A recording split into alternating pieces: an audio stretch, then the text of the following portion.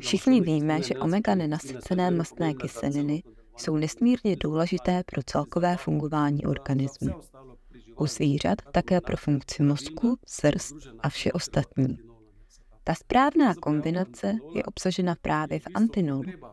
S příchodem antinolu se potřeba užívání těchto nesteroidních protizánětlivých léků snížila. Výrazně snížila. Antinol může být užíván preventivně již od štěnice. Je určitě prevencí pro všechny věkové kategorie zvířat. A ještě jedna věc. Mnoho lidí se ptá, jak dlouho se může antinol podávat. Může se podávat po celý život.